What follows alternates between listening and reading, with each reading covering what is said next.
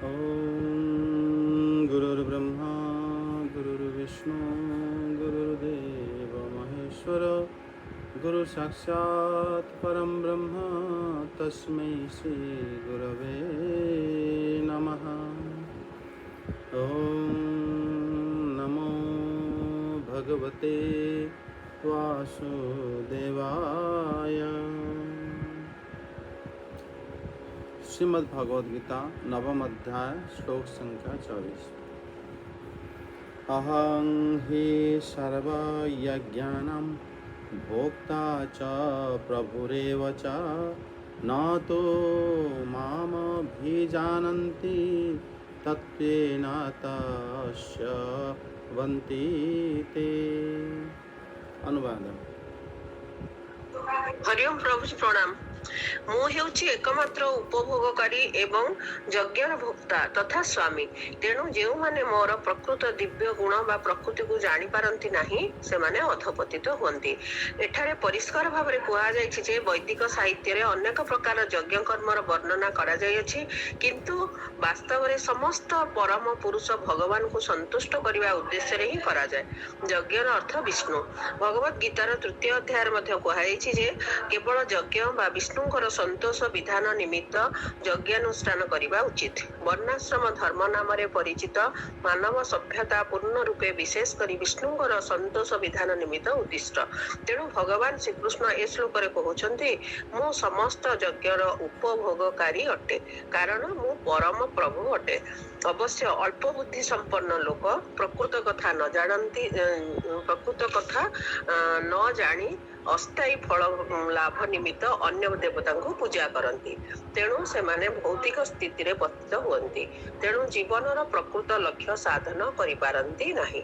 ଯଦି କୌଣସି ବ୍ୟକ୍ତିର କୌଣସି ପ୍ରକାର ଭୌତିକ କାମନା ଚରିତାର୍ଥ କରିବାର ଥାଏ, ତାହେଲେ ସେ ପରମ ପ୍ରଭୁ ଭଗବାନଙ୍କୁ ପ୍ରାର୍ଥନା କରିବା ଉଚିତ, ଯଦିଓ ଏହା ଶୁଦ୍ଧ ଭକ୍ତି ନୁହେଁ, ଏବଂ ଏହି ପ୍ରକାର ସେ ଇପ୍ସିତ ଫଳ ଲାଭ କରିବ। हरिओम प्रभु जी प्रणाम। जय जगन्नाथ। जय जगन्नाथ माता जी प्रणाम, धन्यवाद। ये श्लोक बहुत महत्वपूर्ण श्लोक। नवम अध्याय भगवद गीता एबे आमर भक्ति संबंधी श्लोक सब चली।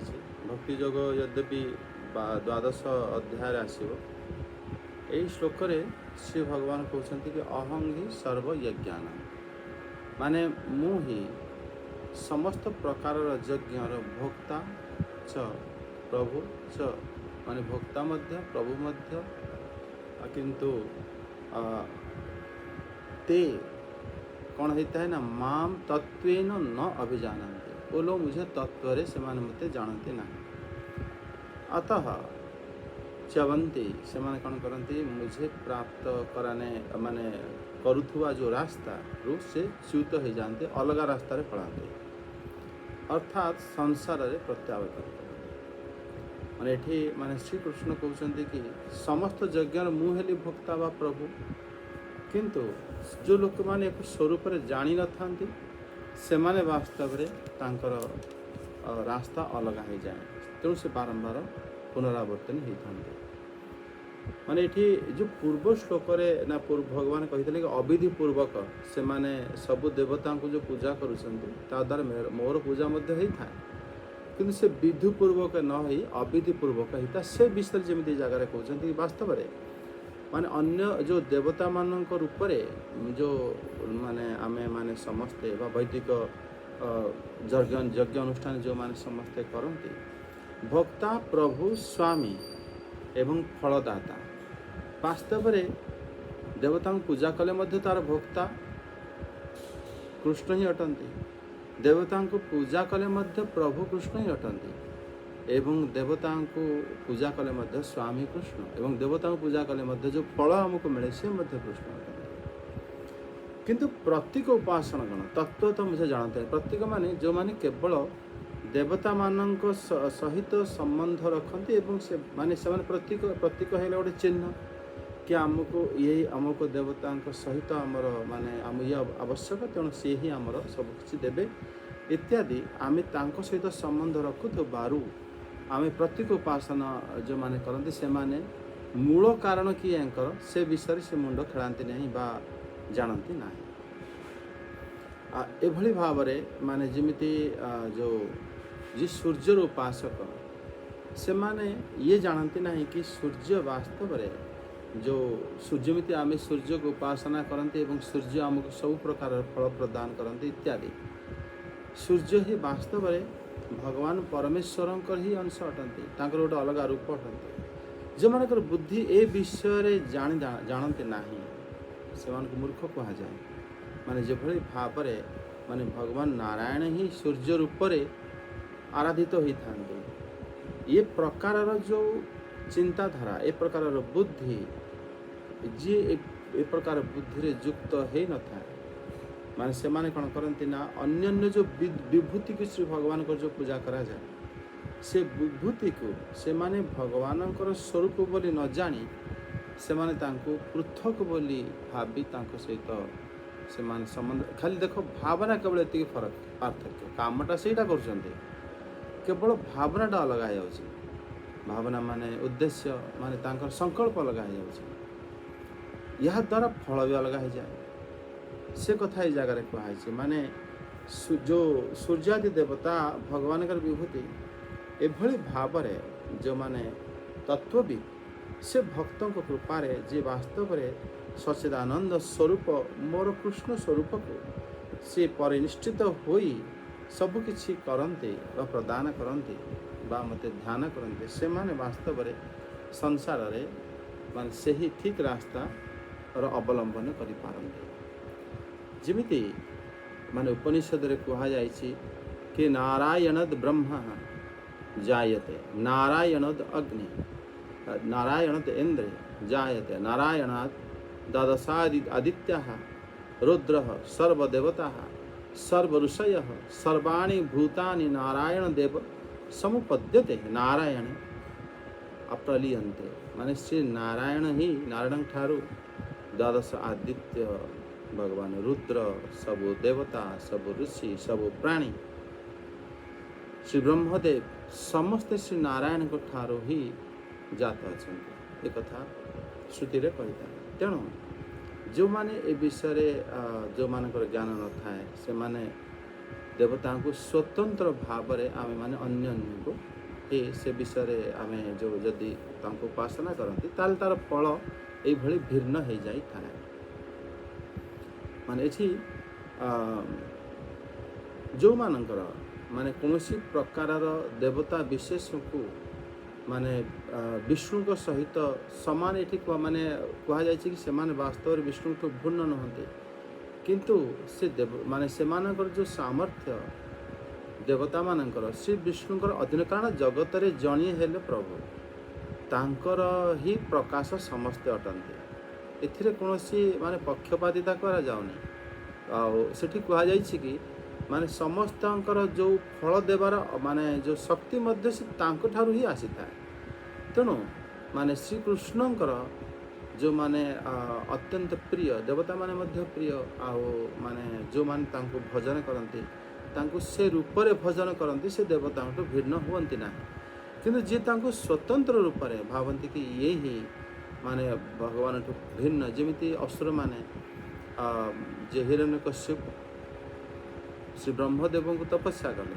पूजा कले सी श्री विष्णु को माने ठारू श्री विष्णु को सहित युद्ध करने पाई कि मोर भाई को से बद्ध करछन्ती हिरण्याक्ष तेणु मु श्री ब्रह्मदेव को पूजा करी जहाँ द्वारा कि श्री विष्णु को सहित प्रतिशोध नहीं पारि इत्यादि से माने कौन करते कि अल्प बुद्धि संपन्न होइथिबारु कि समस्ते जणिए से कथार भावना तांको ठारे न थाए यस्तु नारायणं देवं ब्रह्म रुद्रादि दैवतः समत्वेनैव वीक्षते स पाषण्डे भवेत् ध्रुवम् वास्तव में स्वतंत्र जो माने वास्तव में स्वतंत्र ईश्वर भावी देवता मानन को आराधना करते वास्तव सेटा अविधि पूर्वक होता है अतएव देवता माने श्री नारायण विभूति जानी तांको पूजा कले एभली भाव में विश्व रूपर पूजा होता है तेणु से कौन दोष लगे ना जदि मानेकर जो माने भावती कि सी है अलगा से भगवान ठार अलगा एवं ये है अलगा से हिसाब रे जो मान चलती वास्तव में से फल अलगा हो जाए अंतर्जामी भगवत दृष्टैव सर्वाराधनं विहितम् अंतर्जामी भगवान का दृष्टि रे ही समस्त पूजा विहित अटे। अर्थात आमे जो देवता को पूजा कर अंतर्जामी किए हेले कृष्ण हेले। श्री रुद्रंकर अंतर्जामी किए कृष्ण हेले। तेणु जदि समस्त आमर अंतर्जामी किए कृष्ण हेले। समस्त अंतर्जामी रूप से जे जानी था जमी विष्णु यामल माने कहुई कि विष्णु पदादि के नहीं वह पितॄणां तर्पण क्रिया विष्णुर निवेदित अन्येन यष्टव्यं देवता अंतरमित्यादि प्रकारेण विहितम इति। यदि माने विष्णु को चरणोदक द्वारा ही पितृ को तर्पण करा जाए एवं एभली भावरे सब देवता को मध्य श्री विष्णुंकर माने श्री विष्णु तांकर अंतर्जामी रूप रे ही तांको सेवा करा जाए। एभली भावरे ही आपण देखिबे हमर पुरी रे प्रथम सूर्य पूजा करा जाए जो तब द्वारपाल पूजा करा जाए। द्वारपाल को जिते जय विजय को पूजा कर तापर जो सूर्य को पूजा इत्यादि ब्राह्मण माने आमर जो मैंने पूजा कर जानी जगन्नाथंकर ही स्वरूप समस्ते आ इत्यादि से भाव भी मध्य से ही भली था। एवं एभली भाव जो मानकर ये भावना न थाए बा जो माने एटा जानी न थांती से माननको एभली प्रकार माने असुविधार सम्मुखीन करिया पड़ता है। श्री श्रीधर स्वामी पाद श्लोक कहते कि जो माने श्रीकृष्ण ए श्लोक कहते कि समस्त यज्ञ एवं जो जो देवता रूप से सब यज्ञर भोक्ता भी अटंती स्वामी भी अटंती। तार कारण है वास्तव सी आमको फल प्रदान करता किंतु एभली माने स्वभाव जो माने एभली स्वभाव न थाए जो मानकर से माने वास्तव यथार्थ रूप से जो मत जानी पारती नहीं से माने च्युत हो जाते रास्तार भटकी जाते एवं से माने पुनर्बार यही संसार को पुणी फेरी आसते। तेणु वास्तव में देवतांकर मुझे अंतर्जामी जो भक्त मोर कथा जानी था तेणु सी के समस्त को पूजा करी मध्य से जगार उद्धार हो जाए ते के संसार को फेरे ना किंतु जे भावती मुझे भिन्न तेणु से कौन हुए ना एभली भाव असुविधा होता है। केवल भावनार पार्थक्य एठी श्री रामानुजाचार्य पाद कहते कि ये महान आश्चर्य कथा कि केवल संकल्पर भेदरे ही माने फल पतन एवं उद्धार हो जाए। संकल्पर भेद से कुछ अहो महद इदं वैचित्र्यं यद एकस्मिन् एव कर्माणि वर्तमानः संकल्प मात्र भेदेन कैचित् अत्य अल्प फल भागिनः सेवनं स्वभावः च भवन्ति। माने केवल संकल्पर पार्थक्य जड़े मुक्त हो जाए जड़े बंधन में पड़ जाए खाली संकल्प बाहर कामटा एका देखा जाउछि ये भी हाथ जोड़ी प्रणाम कर सी हाथ जोड़ी प्रणाम कर फूल धूप दीप आदि प्रदान कर प्रदान कर केवल दी जन संकल्प है यहाँ रामानुजाचार्य पाद टीकार से कहते माने बड़ा आश्चर्य कथा कि एक कर्म कर्म गोटे किंतु दी जनकर संकल्प भेदरू दी जनकर इच्छा दी जनकर स्वभाव दी जनकर भावनार भेदरू अलग अलग फल मिले। माने परम पुरुषंकर प्राप्ति जे जड़े करे आउ जड़े परम पुरुष को प्राप्ति करि पारे ना। तार कारण है से मूलरू तार संकल्प अलग कर से माने तार चिंताधारा ही अलग कि आम यहीटा आमको प्राप्त हो बा आमर यहीटा आम ये कि आमर पुअर चाकरी लग जाए ये कि आमर से बिल्कुल अन्य विषय चिंता करते कि भक्त जी जिते बेले भी से जहाँ को भी पूजा करे से केवल श्री कृष्ण को ही पूजा करे से जानी फलदाता है भगवान से जहाँ देवे किंतु माने जो माने अभक्त होती से माने गोटे विशेष फल पाई सब बेले लड़ायित था। एठी सरस्वती मधुसूदन सरस्वती पाद कहते कि माने श्री भगवान वासुदेव रूपरे जोटा कि श्रुति एवं श्रौतपंथा स्मार्तपंथा सब रूपरे सी सबु देवतांकर भोक्ता मध्य श्री भगवान देवता रूप से भोक्ता अटंती से देवता प्रदान करती किंतु भोक्ता तो ତାଙ୍କର ଅନ୍ତର୍ଯାମୀ ଦେବତାଙ୍କ ଭିତରେ ଯିଏ ଥାଆନ୍ତି ଅନ୍ତର୍ଯାମୀ ରୂପରେ ସିଏ ହିଁ ବାସ୍ତବରେ ଏହାର ଭକ୍ତା। ସେ ମଧ୍ୟ ଅଧିଯଜ୍ଞ ଆମେ ପୂର୍ବରୁ ଶୁଣିଥିଲେ। ଅଧିଯଜ୍ଞ ମାନେ ହେଲା ଅନ୍ତର୍ଯାମୀ ଉପରେ ପ୍ରଭୁ ଅଟନ୍ତି ଏବଂ ସେ ସବୁ ଯଜ୍ଞର ଫଳଦାତା ମଧ୍ୟ ଅଟନ୍ତି। ମାନେ କିଭଳି ବାସ୍ତବରେ ମାନେ ଶ୍ରୁତି କହିଥାଏ କି ସୃଷ୍ଟା ସବୋ ବୈଷ୍ଣବା ଏବଂ याजक यजन ଏବଂ यज्ञ ଏ ତିନି ଜଣ ହିଁ ବିଷ୍ଣୁ ଅଟନ୍ତି। ଶ୍ରୁତି କହେ କି ମାନେ ଅଗ୍ନିର୍ଧୃତାହଂ ବିଷ୍ଣୁସ୍ତଣ୍ଡୁଳଃ ଅଗ୍ନି ହିଁ ଘିଅ ଅଟନ୍ତି ଏବଂ ବିଷ୍ଣୁ ହିଁ ତଣ୍ଡୁଳ ଅଟନ୍ତି। यज्ञ वै विष्णु यज्ञ ହିଁ ବିଷ୍ଣୁ ଅଟନ୍ତି ଇତ୍ୟାଦି ଏ ପ୍ରକାରର ଶ୍ରୁତିରେ ଏସବୁ ବର୍ଣ୍ଣନ ଉପନିଷଦରେ ଅଛି।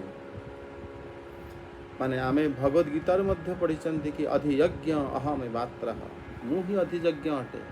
ଏକଥା ମଧ୍ୟ ପ୍ରମାଣ ହେଇସାରିଛି ପଞ୍ଚମ ଅଧ୍ୟାୟରେ। ତେଣୁ ଏଠି ଶ୍ରୀ ମାନେ ଭଗବାନଙ୍କର ଯେଉଁ ମାନେ ପ୍ରତି ଯେଉଁ ଭାବ ଥାଏ ଭକ୍ତଙ୍କର ଅଲଗା ଥାଏ। କିନ୍ତୁ କାରଣ ଏଠି ଯେଉଁମାନେ ଅନ୍ୟ ଦେବତାଙ୍କୁ ୟଜନ କରୁଥିବା ସେମାନେ ମୋତେ ସେ ତତ୍ତ୍ୱରେ ଯେଉଁମାନେ ଜାଣନ୍ତି ନାହିଁ ସେମାନଙ୍କର ଏ ପ୍ରକାରର ବ୍ୟତିକ୍ରମ ମାନେ ସେ ନ ଜାଣିଥିବାରୁ ତାର ଫଳ ଅଲଗା ହେଇଯାଏ। ମାନେ ଯେଉଁମାନେ ଅନ୍ୟ ଦେବଭକ୍ତ ମୋତେ ସେ ତତ୍ତ୍ୱରେ ଜାଣିପାରନ୍ତି ନାହିଁ। ବ୍ରହ୍ମାର୍ପଣଂ ବ୍ରହ୍ମ ହବିଃ ବ୍ରହ୍ମ ହିଁ ଅର୍ପଣ ଅଟନ୍ତି और ବ୍ରହ୍ମ ହିଁ ହବି ଅଟନ୍ତି ଏ କଥା ସେ ଜାଣନ୍ତି ନାହିଁ। ସର୍ବଂ ଖଲମିଦଂ ବ୍ରହ୍ମ ବାସ୍ତବରେ ଇଏ ସବୁ କିଛି ବ୍ରହ୍ମ ଅଟେ ଏ କଥା ସେମାନେ ଜାଣେ। କାରଣ ସେମାନେ ଇନ୍ଦ୍ରିୟ ଲାଳସାରେ ଏତେ ଅନ୍ଧ ହେଇ ସାରିଛନ୍ତି। ଶ୍ରୁତିରେ ବହୁତ ସ୍ପଷ୍ଟ ଭାବରେ କୁହାଯାଇଛି। ସେ ଶୁଣିଥିବେ ମଧ୍ୟ କି ସେଟାକୁ ସେ ସମୟରେ ବିଲକୁଲ ଭାବନାରେ ଆଣନ୍ତି ନାହିଁ ବା ସେ ବୁଦ୍ଧିକୁ ସେ ବିଷୟରେ ଲଗାନ୍ତି ନାହିଁ। ଏବଂ ଯଜ୍ଞର ଭକ୍ତା ଯଜ୍ଞର ପୁରଦାସ ଯଜମାନ ଯାଜକ ଏ ସବୁ କିଛି ବ୍ରହ୍ମ ଅଟନ୍ତି। ବ୍ରହ୍ମ ଭିନ୍ନ ଅନ୍ୟ କିଛି ନାହିଁ ଏ ବିଷୟରେ ସେମାନଙ୍କର ବୁଦ୍ଧି ବିବେକ କାମ କରେ ନାହିଁ।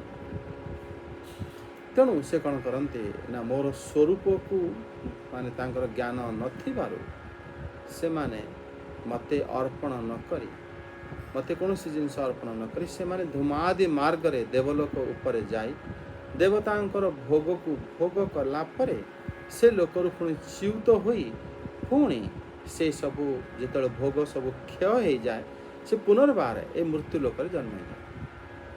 ସେ ଲୋକମାନେ ଏଇଭଳି ଭାବରେ ଜାଣନ୍ତି ନାହିଁ କି ବାସ୍ତବରେ ମୁଁ ହେଲି ସବୁ ଲୋକର ଭୋକ୍ତା, ମୁଁ ହେଲି ପ୍ରଭୁ, ମୁଁ ହେଲି ସ୍ୱାମୀ, ମୁଁ ହେଲି ଫଳଦାତା। କିନ୍ତୁ ଯିଏ ସର୍ବଅନ୍ତର୍ଯ୍ୟାମୀ ଭଗବାନଙ୍କୁ ଯଜନ କରିଥାନ୍ତି ସେମାନେ अर्चिरादि मार्ग द्वारा ସେମାନେ ଯାଇ ସେ ତତ୍ତ୍ୱଜ୍ଞାନ ରୂପକ ବ୍ରହ୍ମରେ ସେ ପ୍ରବେଶ କରି ଯାଆନ୍ତି ଏବଂ ସେ ଏଇଟା ହେଲା ବିବେକ ଜନିତ ଭେଦ। ସେ ପୁଣି ପୁନର୍ବାର ଏ ଲୋକକୁ ଫେରନ୍ତି ନାହିଁ।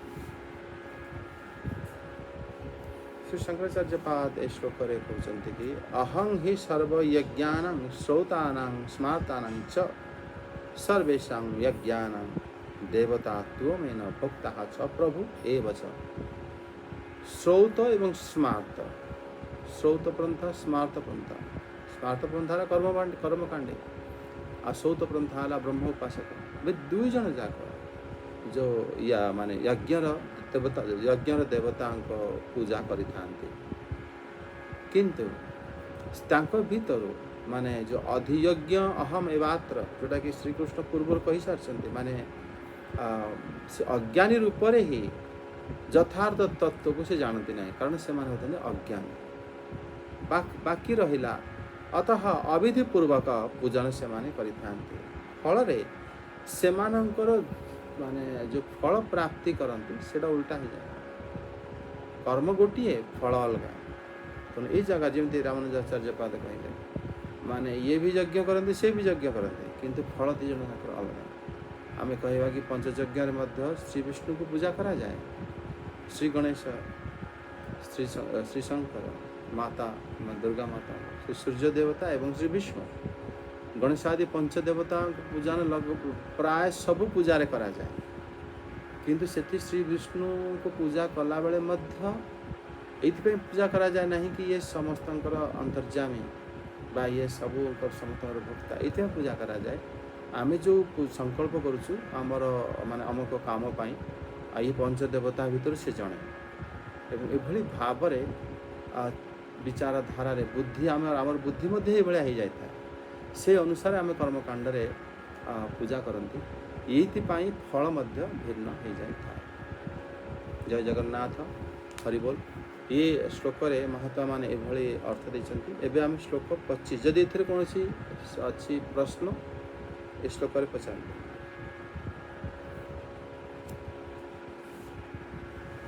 प्रभु जी राधे राधे।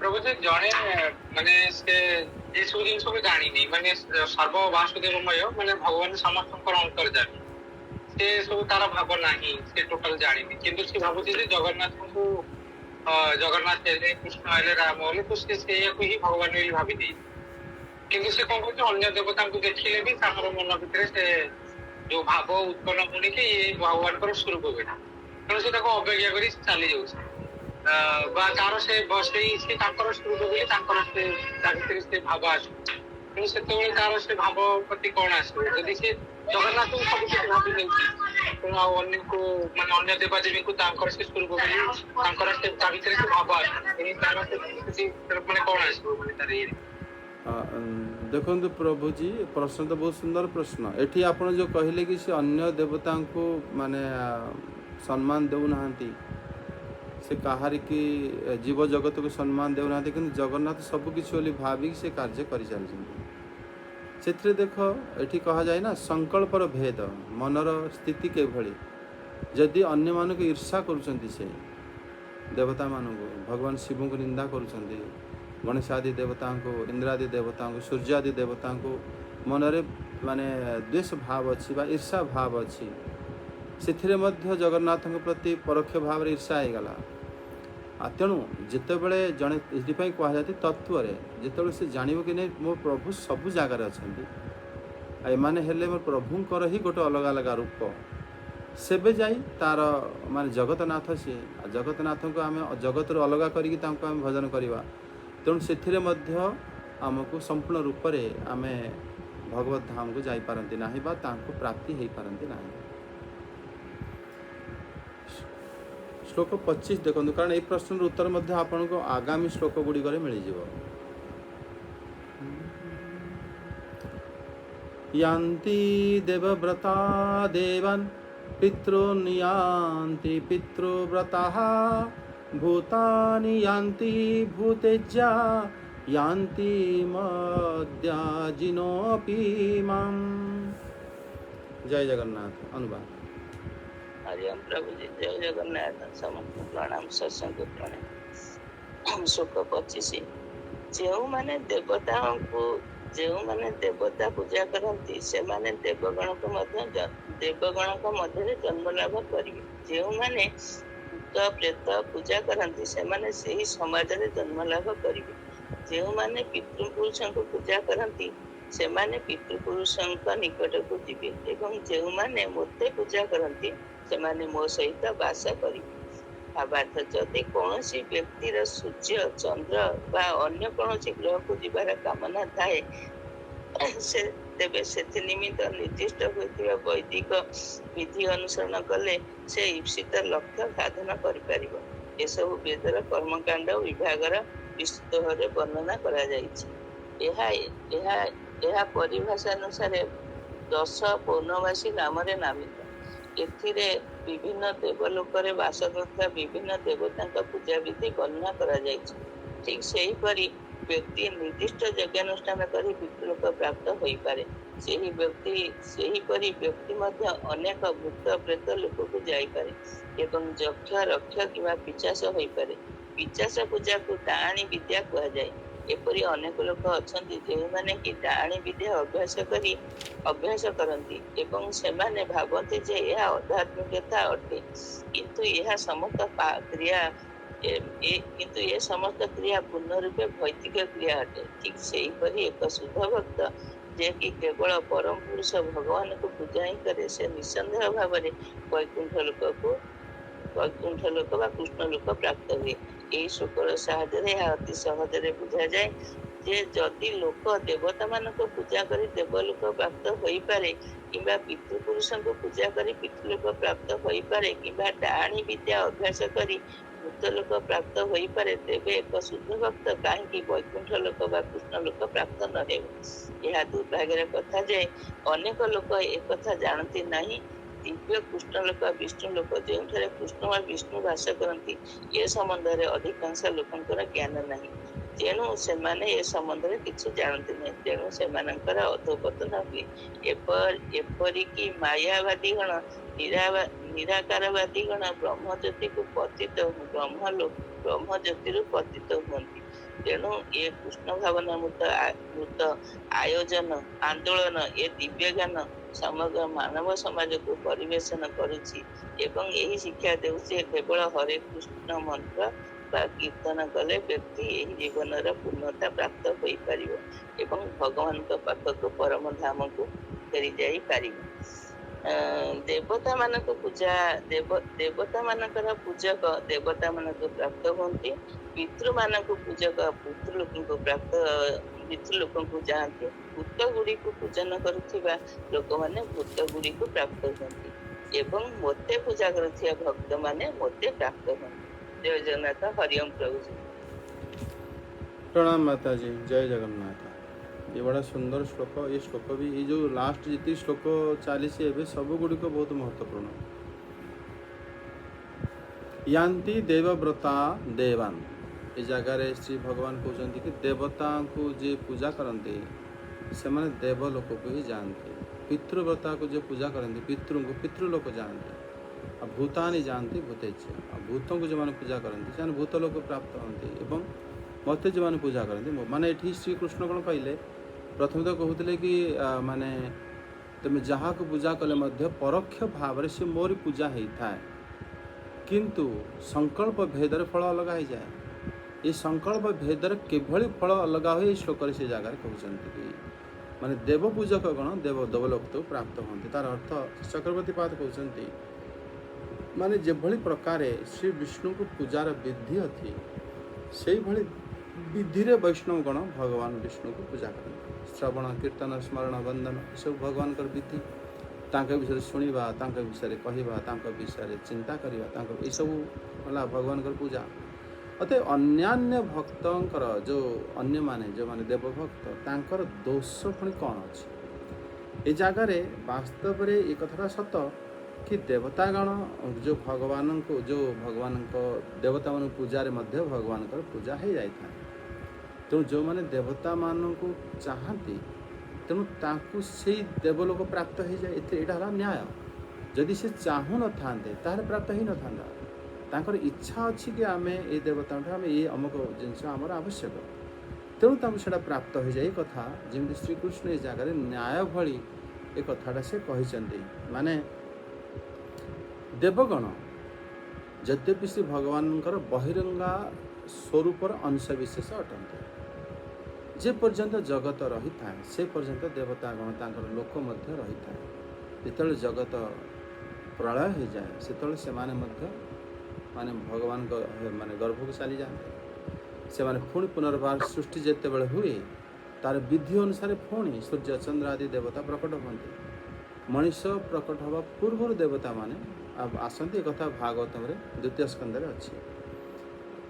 तेणु भक्तगण जदि देवता माने माने लोक स्थायी नुह अस्थायी एवं से अल्प दिन जिते पर्यंत सृष्टि अच्छी तेणु तांकु जो माने समस्ते आराधना करी तांकु प्राप्त होते से अनश्वर बोली बुझा हम अनित्य बोली बुझा हम। तेणु मोर भक्तगण किंतु माने नश्वर न ही अनश्वर ही था नित्य था एवं से माने सब अनित्य हो जाती। कारण से जो लोक को जानी से लोकटा रहे ना तो से दोष किसी ना। एला माने जिमिति भगवान एक शिष्यते से संयज्ञ माने अनंत संज्ञा विशिष्ट हेले प्रभु से सबु जगार रही था। एवं ये मध्य जान से एक नारायण एवासिन्न ब्रह्मा न च शंकर केवल श्री नारायण एकमात्र ही अवस्थान करुले प्रथमे ना श्री ब्रह्मदेव थे ना श्री शंकर मध्य थे अर्थात मान पूर्वर एक नारायण ही अवस्थान करुले। तेणु एठी प्राराधर अंतरे माने भगवान किभली भावरे माने अवस्थापन किभली भावरे रहंती न चव्यंते न बदभक्ता महत्या प्रलयद्यापि मोर भक्तगण प्रलय मध्य पुनरावर्तन हुअन्ति नाही बा तांकर प्रलय मध्य हुए नाही। एक कथा जो माने अज्ञानतारु जानी न थांदे सेमानकर मृत्यु समय सेमानकर चिंताधारा मध्य से भलिया थाए कि ना से जमिति आपण देखिए सप्तम स्कंद हिरण्यकश्यप मध्य कहितला कि वैकुंठ लोक मध्य नश्वर लोक से लोक मध्य प्रलय हो जाए इत्यादि तार चिंताधारा से भलिया थिला। तेणु से ब्रह्मलोक को जीवाई ब्रह्म देवता को से ही उपासना करते पृथक भाव माने आमे माने जो माने लोक माने जो शास्त्र विधि अनुसार देवता को पूजा करुछंती ताहाले तांको अविधि पूर्वक कहीं कह जाए कहीं भगवान कहले से माने अविधि पूर्वक सेवा कर वास्तव में से माने शास्त्र विधि अनुसार पूजा करती एवं से विधि अनुसार तांको प्राप्त मध्य हो जाती। तेणु ये अविधि कौन रहा जी माने जड़े यदि प्रश्न कर कि देवता मान जी पूजा करे देवलोक जी कौन पर से देवता पूजा करें विष्णु लोक कहीं न जी से तो एका कारण एठी कहुई वास्तव में से माने शास्त्र विधि अनुसार जहाँ को पूजा करुँचे से पाक जाती। तेणु यहाँ माने असुविधा कौन अच्छी जे से श्रीकृष्ण कहले जानते देवा वर्तान देवान जो माने देवता को पूजा करते से माने यहाँ न्याय संगत मध्य तमें जहाँ को चाहूँ से तुमको मिलगला तो सेटा को से आम कह कि अन्याय है बोली तर किसी अन्याय ना से मैंने आम जान नु आम तो ये जगह हैरान हो आम ये जगह विनाश होगा बसला कि सही कम आमर जड़े साथी करूला से विनाश हम ना सी तो माने नित्य लोक को गमन कला। तेणु ये पार्थक्य है निजर संकल्प ये कहुच्छी माने देवता पूजार आम श्रद्धापूर्वक करें एवं सर्वदेव पूजार मध्य श्री नारायण को मध्य पूजा करा जाए जमी मुझे कहते आप पंचदेवतार किंतु से सर्वदेवता पूजार जो श्री नारायण पूजा करा जाए से केवल कार्य सिद्धि करा जाए तांको श्रद्धा रूपक कि सी समस्त मूल कारण बोली जाणिकी पूजा करा जाए एवं एठी किंतु विपरीत मोर भक्त कौन करे सी जानी था कि सर्वशक्तिमान सर्वेश्वरेश्वर श्री वासुदेव ही केवल आराध्य अटंती बाकी समस्ते तांकर भिन्न रूप अटंती एवं एभली माने अन्य प्रतीकों को पूजा कले मध्य से सेथिरे बांधी हुए नहीं। किंतु जो माने अभक्त से माने कौन करती तांकर केवल गोटे चिंताधारा थाए इंद्रिय लालसा थाए जोटा को से चरितार्थ करने से माने अन्यान्य सब भाव समस्त प्रति आम आसक्त हो जमी आमर मानेकर कौन सी जिनस आवश्यकता धन आवश्यकता पुआ माने संतान आवश्यकता आम घर द्वार आमर छुआ पिला चाकरी होनी सब आवश्यकता आम जुआड़े जाती भाग सप्ताह हो बा मंदिर हो जेकोसी यज्ञ हो आम सब जगह से चिंताधारा मंदिर मन रखिक सब जाने जाती से कौन हुए आम या मिलजो कि से भावती ये पृथक ईश्वर ये किसी देदेवे ये किसी देदेवे आम सब करदेवा तो किसी ना किसी तो मिलज ये भावना कौन हुए पुणी आम मूल रास्तार आम उभरी जाते केवल आम जदि जन को ना सबु जगार गले आम जगन्नाथ को ही आम निवेदन करुछु आउ कहा को नुह सी है सब रूप से अच्छा सी ही वास्तव में मूल एवं सी ही अन्य रूप ही आमको देखा पड़ती आम पूजा ग्रहण कर इत्यादि से कौन हुए पुणी आम मानकर केबे हेले कौन प्रकार असुविधा हुए ना पुणी आम सब जिन जहाँ भी जिनस आमको मिलवार थी श्री भगवान आमको प्रदान करते आमको उद्धार कर दिखते किंतु आमे माने से भली भाव शैलबाला माता जी म्यूट कर दिखते कहुई कि श्री श्रीधर स्वामी पाद कहते कि माने श्रीकृष्ण एठी इंद्रादि देवता निमित्त जो व्रत नियम अच्छी से माने देवता को प्राप्त हो जाती आ जो माने पितरों का निमित्त जन पितृदेवता को पूजा करती से माने पितरों को प्राप्त हो जाती जो माने जमी डाणी चिरकोणी बा जो विनायक मातृका भूत पूजा करते से प्राप्त हो जाती।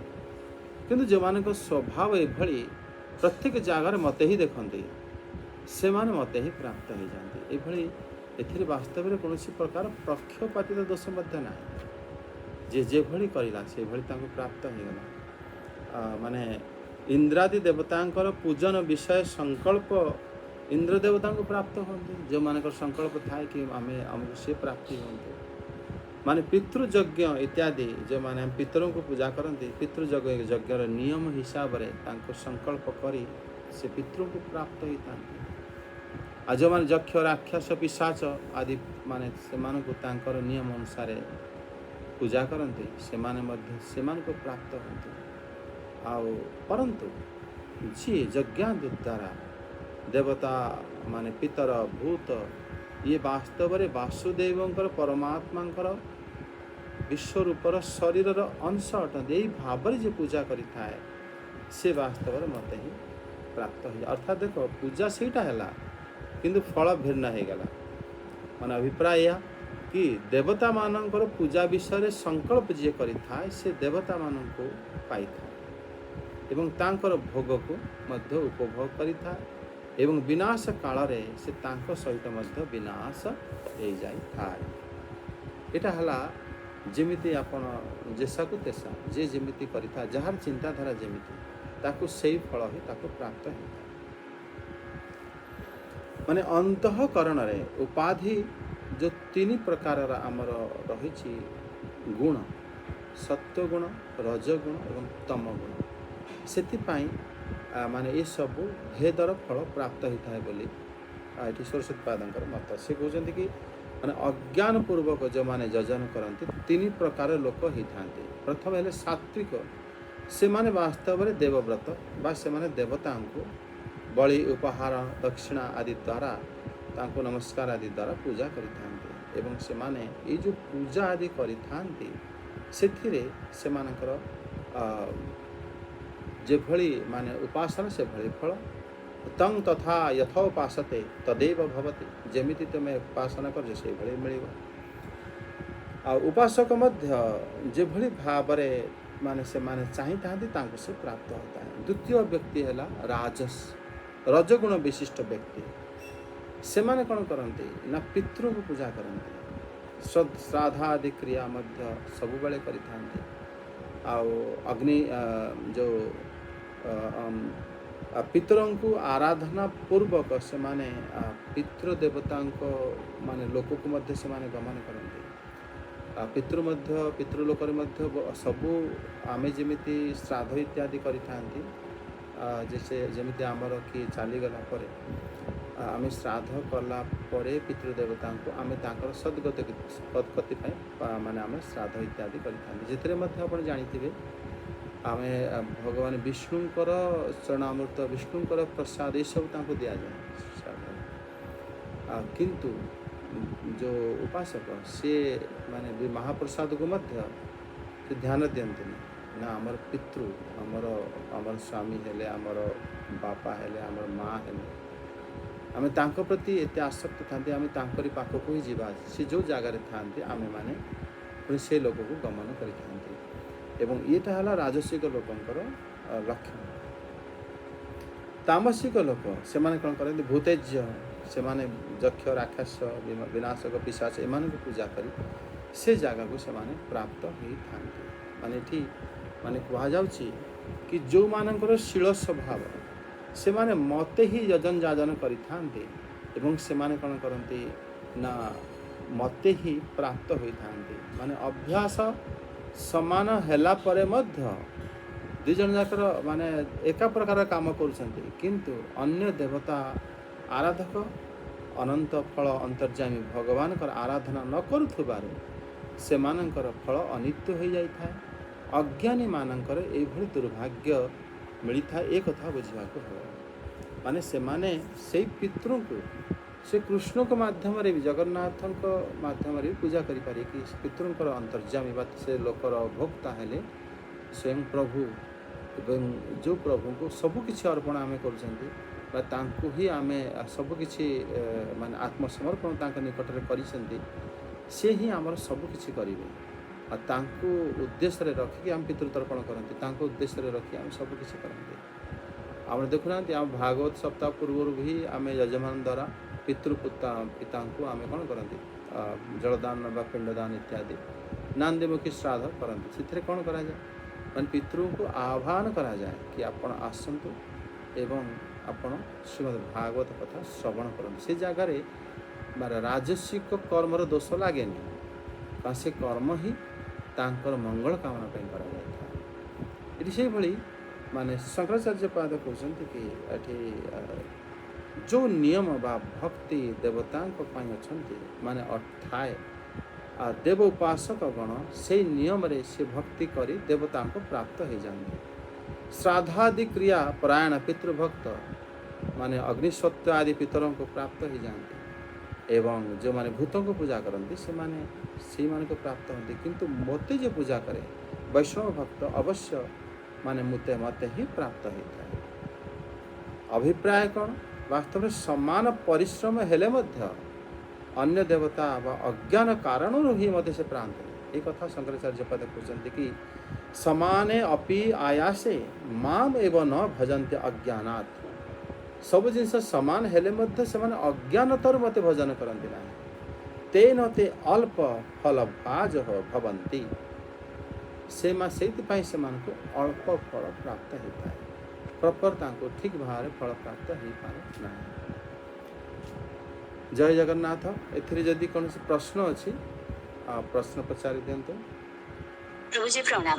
प्रभु जी मोर गोटे डाउट एठी हमें पूरा भल्लरे बुझीगलु जे देवता मानकू कि पितृ लोकंकू कि भूत प्रेत को जे पूजे से सेटकी लेवल पर्यंत जीव देन फिर वापस आसीबो ठीक अछि किंतु आमे जदी भगवान जगन्नाथ को पूजिबा वो वापस नहीं माने तांको देहरे लीन हो कि जाओ ए माने प्रलय हेले पुनी देवलोक को जाइथिले मध्य फिर वापस आसीबे पड़े तने ऑटोमेटिक हमन कोन देवता मानक प्रति कि रेस्पेक्ट कमी जाउनी कि ना ये देखु माने जिते बड़े देवता मान प्रति असम्मान केभली भाव रे हुए देवता मान प्रति असम्मान सेते हुए जिते देवता आपण को प्रत्यक्ष सब जिनस प्रदान करुछंती किंतु आमे तांका प्रति कृतज्ञता न रहिबा ही देवता मान प्रति असम्मान हो जाए देखो तो ये भागवत रे आमर इंद्र यज्ञ आसीज बोधे आरंभ हो गला से विषय बहुत सुंदर भाव से जापर देवता जमी वायु देवता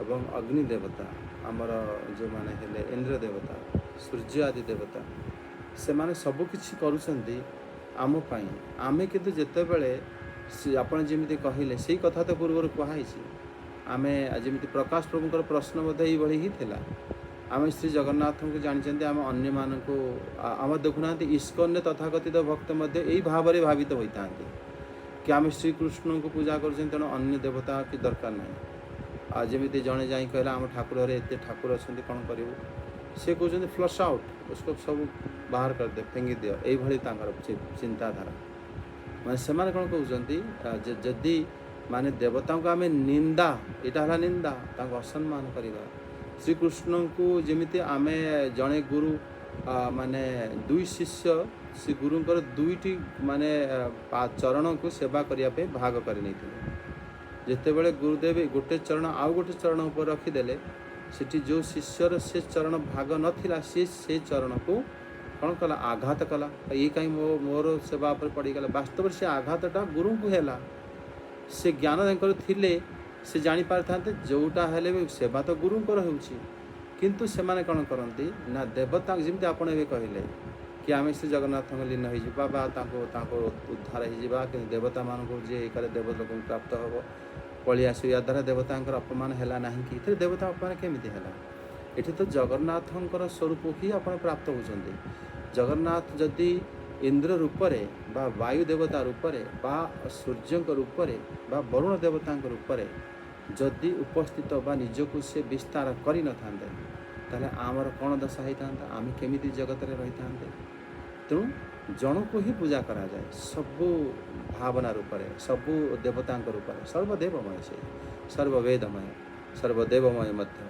जदि आमे तांको भिन्न करदेवा ना ये है अलग ये है अलग से भिन्नटा न आसिया तो सब श्लोक श्रीकृष्ण कहते मन जानती देववतान देवान ता पूर्व कहते कि सेमानकर पूजा मोरी पूजा ही अटे।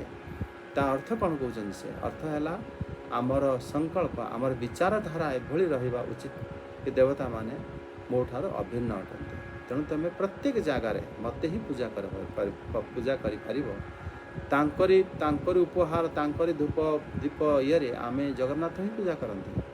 कारण ये हेले प्रभुंकर ए रूप द्वारा ही ए जगत रे सेवा साधित होउछि। प्रभु निजे आर्यमा द्वारा पितृलोक जदि अधिष्ठाता न ही थांते ताले आमर पितृ माने कोठी रही थांते।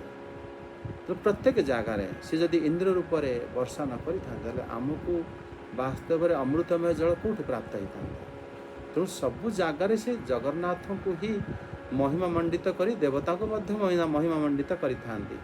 जितेबले आमर चिंताधारा अलग हो जाए जमी गुरुंकर ए गोड़टा केवल मु सेवा करी एटा मोर नुह एक मु दरकार पड़े बाड़ माने गोटे लाठी आणिक मारी से गोड़ को से भली भाव जो हिंसा भाव द्वेष भाव आसी जाए जो दशा हुए से भली भाव देवता को आम ईर्षा करी जगन्नाथ को पूजा करिया से दशा होता है। आम वास्तव में बुझा पड़ो ये महात्मा माने अज्ञानटा को ही कारण कहते। अज्ञान तार ही जे जानीपारे ना। ज्ञानवान व्यक्ति तत्विक व्यक्ति जानीपारे कि समस्ते जणे अटंती। जणे ही भगवान सबू रूप ही सेवा को ग्रहण करिथांते। बुझिए पलहला प्रभु एक्चुअली यही अज्ञानता मोर अछि। कारण मते जगन्नाथ को देखले जते प्यार आसे कि माने जाऊ आसे भीतरडा अलगा देवता को देखले सेति के आसेनी। प्रभु जे मोर पाप होछ त मानु जणे ना ना सेटा आपन को बारंबार साज भागवत श्रवण करूछंती सेतेबेले आपण से विषय रे मनर भावनाटा जदि रखी थिबे आपे आपे भगवान स्वयं क्लियर कर देबे। आउ माने सब देवता वास्तव रे तांकरी रूप अछंती विश्व रूप रे जेमिति आप द्वितीय स्कंध हरिका आप शुणी ना से विषय बहुत चर्चा हुए। द्वितीय तृतीय जो सृष्टि प्रकरण रे जितेबले सृष्टि आरंभ है जणीय भगवान केमिति सृष्टि कले सब जिनस को सेतेबले एते रूप रे माने विभाजित हो गले से रूपटा आम प्रभुंकर रूप आम तांको प्रति यदि माने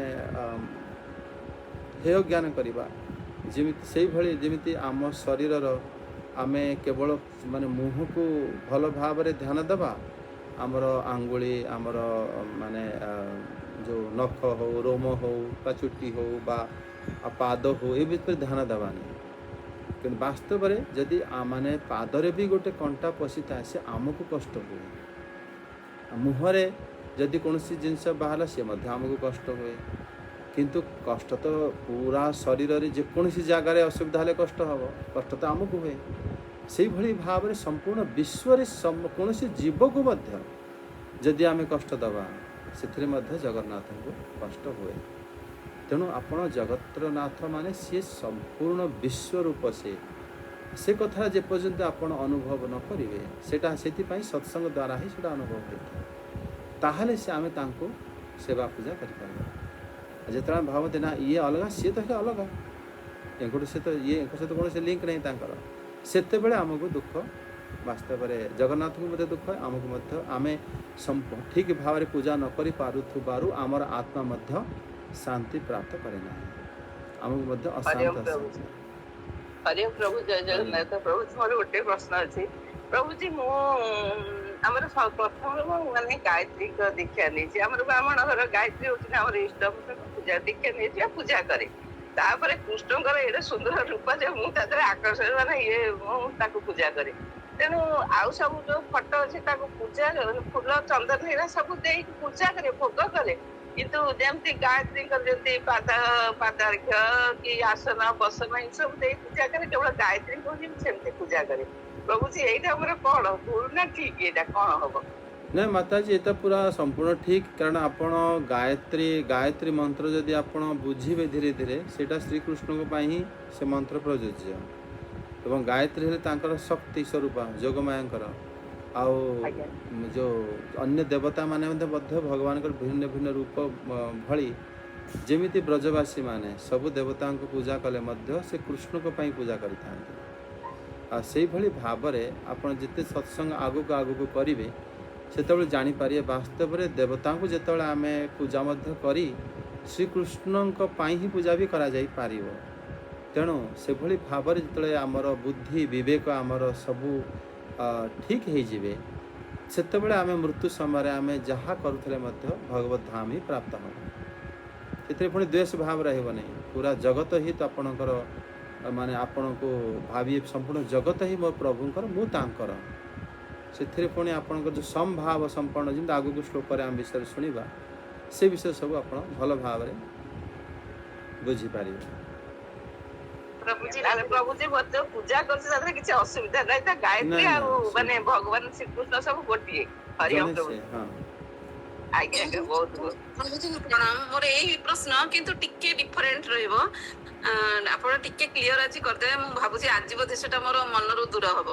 ଏଇ ଯୋଉ ଠାକୁର ଘରେ ଆମେ ସବୁ ଆମର ଅଜ୍ଞାନତା ବଶତଃ ହଉ ବା ପାରମ୍ପରିକ ଚିନ୍ତାଧାରା ଭିତରେ ହଉ ସେ ସବୁ ଠାକୁରଙ୍କୁ ରଖି ଆସିଛୁ। ସବୁ ଫଟୋ କିଏ ମୂର୍ତ୍ତି କିଏ ଜଗନ୍ନାଥ ବଳଭଦ୍ର ସୁଭଦ୍ରା ସୁଦର୍ଶନ ଚାରି ବିଗ୍ରହ ଏମିତି ସବୁ ଗୋଟେ ରହିକିରି ପୁରା ଏକ୍ଜିବିସନ ଗ୍ରାଉଣ୍ଡ ହେଇଯାଇଛି। ଯେ ବର୍ତ୍ତମାନ ତାକୁ ହଟେଇଲେ କିଛି ଅପରାଧ ନିହାତି ହବ ଯଦି ମୁଁ ହଟେଇବିନି। କିନ୍ତୁ ମୋର ଅନ୍ତଃକରଣରୁ ଆସୁଛି ଏତେ ନ ରଖିକିରି କେବଳ ଜଗନ୍ନାଥ ବଳଭଦ୍ର ସୁଭଦ୍ରା ବା ଗୁରୁଣ୍ଡି ମାନେ ଆମର ଯୋଉ ବାଲଗୋପାଳ ତାଙ୍କୁ ହିଁ କେବଳ ରଖିବାକୁ ଇଚ୍ଛା। ଏଟାରେ କଣ ମତେ ଆଜି ସେଟା ମୁଁ ଭାବୁଛି କ୍ଲିୟର ହେଇଯିବ ବୋଧେ। ନା ମାତାଜୀ ଦେଖୁନାହାନ୍ତି ଆମେ ଯେତେବେଳେ ପୁରୀ ମନ୍ଦିର ଯାଆନ୍ତି ପୁରୀ ମନ୍ଦିରରେ କେବଳ ଜଗନ୍ନାଥ ବଳଦେବ ସୁଭଦ୍ରା ଯଦି ଥାନ୍ତେ ଏବଂ ଏବେ ଯିବେ ଆପଣ ପୁରୀ ମନ୍ଦିରରେ ସବୁ ଦେବତାଙ୍କ ନ୍ୟାସ କରାଯାଇଛି। ଯେତେ ଦେବତା ଆପଣ ଦେଖ ଏପରିକି ପୁରୀ ମନ୍ଦିର ଜଗନ୍ନାଥଙ୍କ ସାମ୍ନାରେ ନବଗ୍ରହ ଅଛନ୍ତି ଆଉ ସବୁ ଆରତୀ ଆରିକା ସେମାନେ ସୂର୍ଯ୍ୟଙ୍କୁ ନବଗ୍ରହ ସବୁ ଗ୍ରହମାନଙ୍କୁ ସମସ୍ତଙ୍କୁ ଦେଖାନ୍ତି ପୁରୀରେ। ଆଉ ଯେତେବେଳେ ପୁରୀର ବେଢ଼ାରେ ଚାରିପଟେ ଯେତେବେଳେ ଭୋଗ ଲାଗେ ସମସ୍ତଙ୍କୁ ନିମନ୍ତ୍ରଣ ଦିଆଯାଏ। କାରଣ ଶ୍ରୀ ବଳଦେବଙ୍କର ଭୋଗ ତ ଚାଲିଯାଏ ବିମଳା ମାତାଙ୍କ ପାଖକୁ। ବାକି ଯେଉଁ ଅନ୍ୟ ଦେବତାଙ୍କୁ ମଧ୍ୟ ସେ ଜାଗାକୁ ନିମନ୍ତ୍ରଣ କରାଯାଏ। ମାତୃଙ୍ଗାମାନଙ୍କୁ ମାନେ ଶ୍ରୀ ସୁଭଦ୍ରାଙ୍କ ପାଖକୁ ସବୁ ଅନ୍ୟ ଦେବତାଙ୍କୁ ଶ୍ରୀ ଜଗନ୍ନାଥଙ୍କ ମାନେ ଭୋଗ କରି ନିମନ୍ତ୍ରଣ ଦିଆଯାଏ। ସେ ଝାଞ୍ଜ ପିଟି ପିଟି ସବୁ ଦେବତାଙ୍କୁ ବୁଲାନ୍ତି। ଆଉ ଦେବତାମାନେ ସମସ୍ତେ ହେଲେ ଭଗବାନଙ୍କର ଅଂଶ ବିଶେଷ। ଯେମିତି ଆପଣଙ୍କ ଘରେ କାହିଁ ଆମ ଘରେ ମଧ୍ୟ ସବୁ ଜାଗାରେ ମାନେ ଯିଏ ଯାହାର ଶ୍ରଦ୍ଧା ହେଲା ଆଣିକି ରଖିଦେଲେ ଫଟୋ ହଉ ବିଗ୍ରହ ହଉ ଆଉ ସମସ୍ତଙ୍କୁ ହିଁ ପୂଜା କରାଯାଏ। ମାନେ କାହାକୁ ବାହାର କରିବା ଉଚିତ ନୁହେଁ। ହଁ ଯେତେବେଳେ ସେ ଆପେ ଆପେ ପ୍ରାପ୍ତି ହେଇଗଲେଣି ଜୀର୍ଣ୍ଣ ହେଇଗଲେଣି ତାଙ୍କୁ ନଦୀରେ ମାନେ ବିଧିପୂର୍ବକ ନେଇକି ଆମେ ତାଙ୍କୁ ବିସର୍ଜନ କରିପାରିବା। କିନ୍ତୁ ଅଶ୍ରଦ୍ଧାପୂର୍ବକ ବିସର୍ଜନ କରିବାଟା ଠିକ୍ ନୁହେଁ। ସେ ଯେତେ ଜଣ ରହିଲେ ମଧ୍ୟ ଆପଣଙ୍କର କ'ଣ ଅସୁବିଧା ଅଛି? ଭୋଗ ତ ଜଗନ୍ନାଥଙ୍କ ଲାଗିବ। ଗୋପାଳଙ୍କ ମନ୍ତ୍ରରେ ଶ୍ରୀ ଜଗନ୍ନାଥଙ୍କୁ ଭୋଗ ଲାଗିଯିବ ଏବଂ ସମସ୍ତଙ୍କୁ ଫୁଲ ଚନ୍ଦନ ଦେଇଦେଲେ। ଆଉ ଯେତେବେଳେ ଭୋଗ ଲାଗିଲା ସମସ୍ତଙ୍କୁ ଆହ୍ୱାନ କରିଦେବେ ସମସ୍ତେ ତାଙ୍କୁ ନେବେ ସମସ୍ତେ ତାଙ୍କର ସ୍ୱରୂପ। ଆମେ ଯେତେବେଳେ ମାନେ ମାନେ ଗୋଟେ ମନରେ ଚିନ୍ତା ଆସିଗଲା ୟାଙ୍କୁ ଆବଶ୍ୟକତା କ'ଣ ମାନେ କେବଳ ୟାଙ୍କୁ ରଖିବା ଭଲ ଲାଗିବ ଏଇ ଯେଉଁ ଭାବନାଟା ହିଁ ଖରାପ ଭାବନା। ସେ ଯେତେବେଳେ ଆପେ ଆପେ ଜୀର୍ଣ୍ଣ ହେଇଗଲେ ବା ଆପେ ଆପେ ତାଙ୍କୁ ପ୍ରାପ୍ତି ହେଇଗଲେ ଆମେ ତାଙ୍କୁ ନେଇକି ବିସର୍ଜନ କରିଦେବା। କିନ୍ତୁ ଯଦି ସେ ଅଛନ୍ତି ଠିକ୍ ଠାକ୍ ଅଛନ୍ତି ଆମେ ତାଙ୍କୁ ପୂଜା କଲେ କ୍ଷତି କିଛି ନାହିଁ। ଆଉ ଏବଂ ମଧ୍ୟ ଆମେ ସମସ୍ତଙ୍କୁ ଗୋଟିଏ ମନ୍ତ୍ର ଗୋଟିଏ ଜାଗାରେ ପୂଜା ହେଇଯିବେ ସମସ୍ତେ। ଘର ଯେମିତି ଆମର ମନ୍ଦିରରେ କ'ଣ ହୁଏ କି ଶ୍ରୀମନ୍ଦିରରେ ମାନେ ଚାରି ବାଡ଼ରେ ତିନି ବାଡ଼ରେ ପୂଜା ହୁଏ। ସୁଦର୍ଶନ ଦେବଙ୍କୁ ପୃଥକ ପୂଜା ହୁଏ ନାହିଁ କାରଣ ସେ ଭକ୍ତ ସ୍ୱରୂପ। ଆଉ ବ୍ରହ୍ମ ହେଲେ ମଧ୍ୟ ଭକ୍ତ ସ୍ୱରୂପରେ ରହୁଛନ୍ତି। କିନ୍ତୁ ତିନି ବାଡ଼ରେ ପୂଜା ହୁଏ ଅଲଗା ଅଲଗା ମନ୍ତ୍ର। ଶ୍ରୀ ବଳଦେବଙ୍କର ମାନେ ବାସୁଦେବ ମନ୍ତ୍ର ହେଲେ ୟାଙ୍କର ଭୁବନେଶ୍ୱରୀ ମନ୍ତ୍ର ହେଲେ ୟାଙ୍କର ଗୋପାଳ ମନ୍ତ୍ର ହେଲେ ଜଗନ୍ନାଥଙ୍କର। କିନ୍ତୁ ଯେତେବେଳେ ଘରେ ପୂଜା ହୁଏ ଗୋଟିଏ ମନ୍ତ୍ରରେ ପୂଜା ହୁଏ। ତିନି ଠାକୁରଙ୍କ ପାଇଁ ତିନି ଅଲଗା ଅଲଗା ଜାଗାରେ ପୂଜା ହୁଏନି। ଯେତେବେଳେ ଗୋଟିଏ ମନ୍ତ୍ରରେ ପୂଜା ଗୋପାଳ ମନ୍ତ୍ରରେ ସମସ୍ତଙ୍କୁ ଆମେ ଯେଉଁମାନେ ଜାଣିଛନ୍ତି ବିଧି ସେମାନଙ୍କୁ ଥାଳି ପାଖରେ ଅଲଗା ଆସ୍ଥାନ ଦେଇକି ଆହ୍ୱାନ କରିକି ପୁଣି ତାଙ୍କୁ ସେ ଜାଗାରେ ଯେତେବେଳେ ଥାଳି ଉଠାଇ ଦିଅନ୍ତି ପୁଣି ଧୋଇ ଦିଅନ୍ତି। ନହେଲେ ସିଧା ସିଧା ମାନେ ସିଂହାସନ ତଳେ ମାନେ ଆମେ ରଖି ତାଙ୍କୁ ଆହ୍ୱାନ କରିକି ଦିଅନ୍ତି। ଆଉ ଯେତେବେଳେ ଭୋଗ ହେଇସାରିଲା ପରେ ତାପରେ ଆମେମାନେ କ'ଣ କରନ୍ତି ଆମେମାନେ ପୁଣି ଜଳ ଚଢ଼େଇକି ଯେତେ ସବୁ ମାତୃ ମାନେ ଅଛନ୍ତି ସେଠି ମା ମାନେ ମାନେ ଆମର ବୃନ୍ଦାବତୀ ହେଲେ ଲକ୍ଷ୍ମୀ ମାତା ହେଲେ ପାର୍ବତୀ ମାତା ହେଲେ ସବୁ ମାତାମାନଙ୍କୁ ମାନେ ଭୋଗର ସେକେଣ୍ଡ ଷ୍ଟେପ୍ରେ ସମସ୍ତଙ୍କୁ ଦିଆଯାଏ। ଆଉ ତାଙ୍କୁ ଆହ୍ୱାନ କରିକି କି ମାତାମାନେ ଆପଣମାନେ ଭୋଗ ଗ୍ରହଣ କରନ୍ତୁ। ତାପରେ ପୁଣି ତାଙ୍କୁ ଆଚମାନ ଇତ୍ୟାଦି ଦେଇ ମୁହଁ ପୋଛିଲା ପରେ ତାପରେ ଯେତେ ଜଣ ଦେବତା ଅଛନ୍ତି ଗୁରୁ ଏବଂ ମାନେ ହନୁମାନ ହେଲେ ଶ୍ରୀ ଗଣେଶ ହେଲେ ସମସ୍ତଙ୍କୁ ଲାଷ୍ଟରେ ସମସ୍ତଙ୍କୁ ପୁଣି ବୁଲା ମାନେ ଡକାଯାଏ। ସେ ଗରୁଡ଼ ଦେବ ହେଲେ समस्त की आपण मैंने एवं समस्ते ग्रहण करते पुणी मंत्र जप करवा माने आचमन इत्यादि दे मुँह पोछि दिखाँ ताने गोटे भोग स्टेप रे प्रथमे हेले आमर सब ईश्वर को दि जाए ईश्वर श्री जगन्नाथ श्री बलदेव श्री सुभद्रा एवं श्री शंकर ये समस्त ईश्वर तत्व रे आसंती शिव को मध्य अलग भोग लगा जाए से समय से भोग नहीं जाती एवं जिते बड़े भोग लगी सारा तापर माँ मान को भोग दि जाए से समस्ते आसंती जिते जन मातृ आमर अच्छा तापर सबू देवता मान जो मैंने रहीगले आम गुरु लास्ट रे से दि जाए तापर आम आचमन दे प्रणाम कर आरती कर उठी जास पूजार यहाँ विधि जानते आपड़ जदि कहीं भी न रे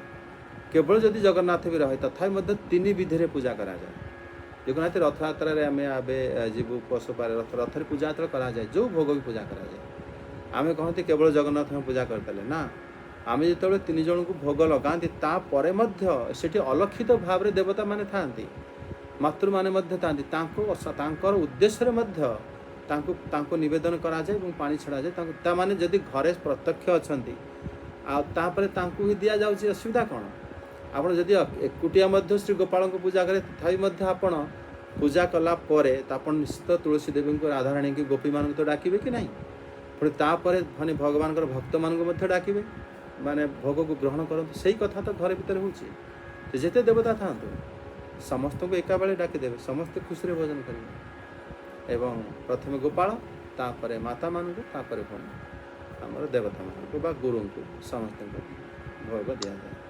प्रभु जी प्रणाम प्रभु जी बहुत क्लियर है मत काली भी देवजानी हमर मो झियारी जो सी कहूची जे नाई तू सब ठाकुर को हटई दे केवल जगन्नाथ बलभद्र सुभद्रा रखे मो किंतु हाथ जाउनी मु आज मते माने अशेष धन्यवाद प्रभु भगवान आपण को भगवान मंगल करो ठीक अछि हरि ओम आज्ञा प्रभु जी प्रणाम हरे कृष्ण साधारण भाव रे हमर तो कहले आपण प्रश्न उत्तर सब देले ठीक एटा जो मन सब गुरु दीक्षा नहीं थे ए दिन आपण जो कहले से जिनसटा करा दे किंतु साधारण भाव लक्ष्मी पूजा करते लोक स्वतंत्र भाव से कौन करती ना बेलपत्र रे कि फूल रे पूजा करती आते सूर्य को पूजा करती से नाली फूल रे पूजा करती तेणु ये जो दिन जो दिन पड़ी सांब दशमी आम ओडा सांब दशमी पालन बहुत परम्परा है तेणु से दिन कौन कर माने प्रथमे भगवान को जगन्नाथ को कृष्ण को पूजा कर तुलसी रे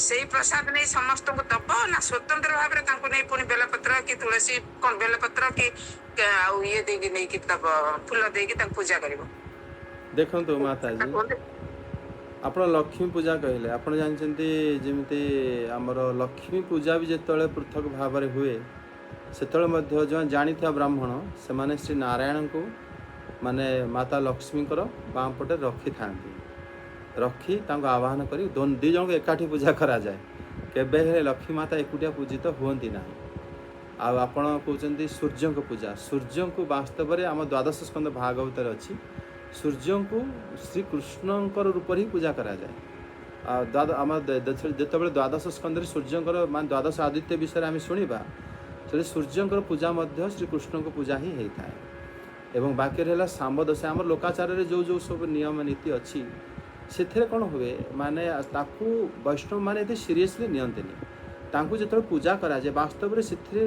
माने छुआ मान को माने बढ़ा जाए विषय एवं से माने सबू मंगल कामना करा जाए एवं जो सांब दशमी जो संबरासुर जी माने भगवान प्रद्युम्न को जे अपहरण इत्यादि करते से जो माने भक्त सी कृष्ण को मन पका ही सबकिछि कर दियंते कि जो मैंने अभक्त से करती ना तेणु सेटा को आपण विशेष एते ध्यान देवा उचित नुह कि आप देखो आमर वैदिक रीति प्रत्येक पूजा श्री जगन्नाथ पूजा ही निहित होइके अच्छी प्रत्येक जगह आम देखुना सांब दशमी आम करते तुलसी चौरा मूल तुलसी पुणी कहाँ सी प्रेयसी सी जगन्नाथंकर तेणु से जे भक्त से जानी था ये सब जगन्नाथ को ही लगुच तापर से माने जो माने ही रहिले सांबर सुर हो जो माने हो से अर्पण कर दियंती जो माने ये कथा ये जगह मध्य कह जाए संकल्प ऊपर आपण जदि भक्त आपणकर संकल्प निश्चित माने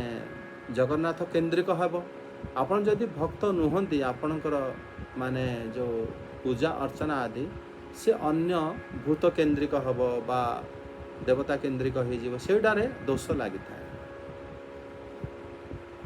हाँ प्रभु जी आम जहाँ आमर परंपरा शुणीचु आम कौन करूँ ना सब नहीं भगवान पाखे भोग लगे तुलसी पकई तापर पुणी नहीं सब देवादेवी की समर्पण करूँ। हाँ सेटा तो आपण कहले जे पूजा विधि तो सही हाँ तापर पितृपुरुष को मध्य एठी तो भगवान जोड़ा दिया तुलसी अर्पण रहला सभा देवी तो जस्मिन तुष्ट जगत तुष्ट भगवान तुष्ट है समस्त पाईगले भगवान पेट पुरीगला जमी द्रौपदी टी शाग भजा देदेले शाग भजा पाईदे टी कण नाक कड़े भगवान पेट पुरीगला मैंने दुर्वासा को पेट पुरीगला समस्त पेट पुरीगला से जिनसा अच्छी से भावटा भी नहीं कर सब देव देवी भी किसी असंतुष्टि ना जोटा स्पेसिफिक दिन में पड़ू मैंने गोटे गोटे पर्व पड़ू गणेश पूजा है सरस्वती पूजा है कि आमर अलग सब संवादसी में हो कि जेकोसी पूजा है सब 12 मास पर्व आम जगन्नाथ धाम होची तेणु ये जिनसा स्पेसिफिक माने कौन से दिन माने से भगवान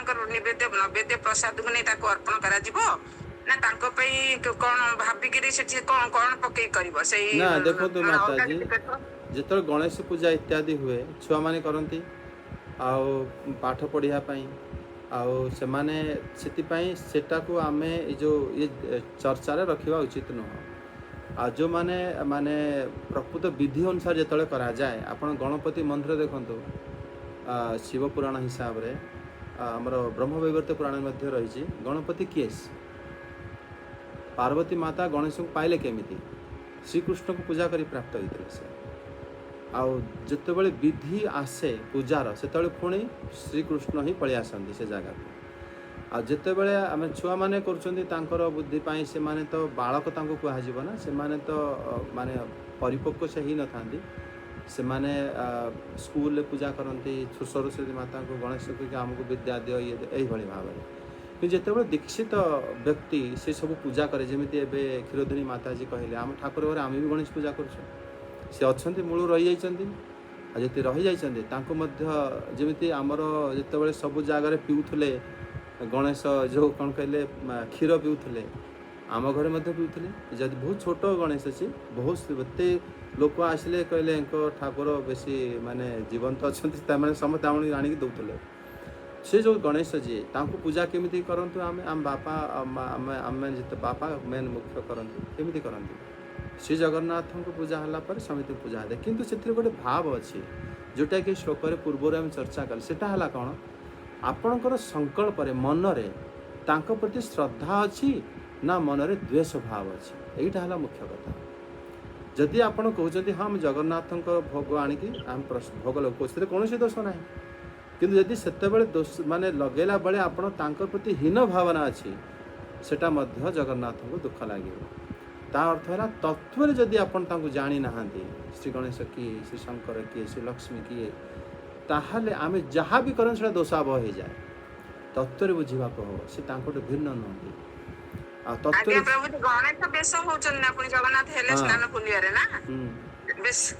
केवल माताजी केवल गणेश बेश नुह पितृपिता जिते आमर हाँ पया श्राद्ध जिते भी हुए आम प्रथमे तुलसी रे बापा माने आमर ब्राह्मण जी आसे कुलपुरी से भी जानी संगे संगे गोपाल मंत्र से अर्पण हुए जगन्नाथ को तापर से पितृपिता को अर्पण करते तार कारण है से माने वास्तव तांको भिन्न नुहति कि पितृ लोक को घृणा करवा ना आम तो कृष्ण भक्त एम न हूँ आम गणेश न कर सूर्य को न कर यहीटा है अपप्रचार यहीटा या द्वारा ही आम मैंने पतन हो जाती से भगवान कहते जो बड़ा ध्यान देवा आवश्यक माने आपण को तत्व समस्त को जाना पड़ो जगतर नाथ शब्द को पुणी चरितार्थ करने को पड़ो जगत एमती कौन वस्तु ना जहाँ सहित से जोड़ी ही ना जदि जोड़ी होती निंदा हो तेणु निंदा करें ना से भाई सम्मान देवी जगन्नाथ को सम्मान दिखाते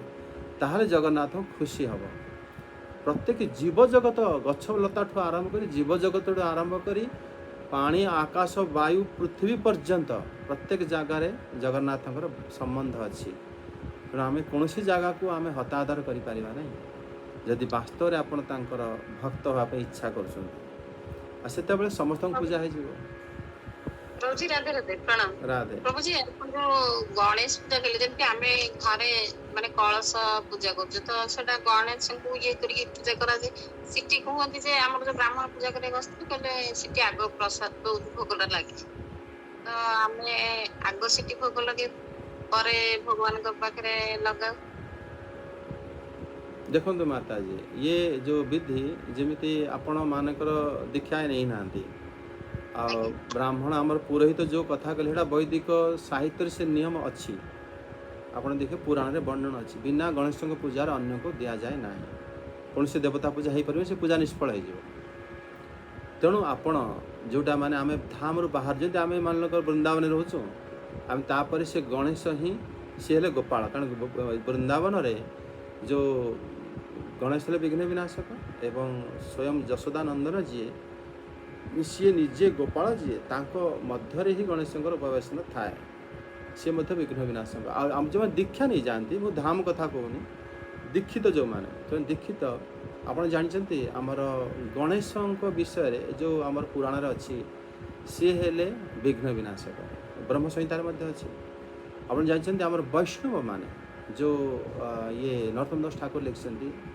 माने जहाँ होते विघ्न नाश अभीष्ट पुराण तार रचनार मूल कारण कौन मूल कारण है गुरु वैष्णव माने सी आम गुरु जी निजे सी आम गणेश स्वरूप ही हो जाती तेणु प्रथम गुरु पूजा हुए गुरु पूजा पर आम भगवान को पूजा करते गुरु रूप में जो जगार गणेश अच्छा से गणेश को पूजा गुरु रूप ही करा जाए कि सी आमर गुरुदेव से विघ्न को हर्ता करेंगे कि गुरु जो जगार माने नुआ मंदिर हो गणेश को माने आमर न रखिकी से गुरु को रखती गुरु पूजा मध्यम प्रथम गणेश पूजा हो जाए कारण जानते विष्णु को पूजा सीधा सीधा हुए ना कौन सी जगह देखुना पुरी जो सेवक मैंने प्रथम द्वारपाल पूजा करते जगन्नाथ पूर्वर सूर्य पूजा इत्यादि कर से कौन पाई करते गुरु रूप में प्रथम पूजा कराए जे पर्यंत आम द्वारपाल को संतुष्ट नक आम जगन्नाथ पूजा केमी करवा तार उद्देश्य गुरु पूजा सी गणेश पूजा सहित सामान हो जाए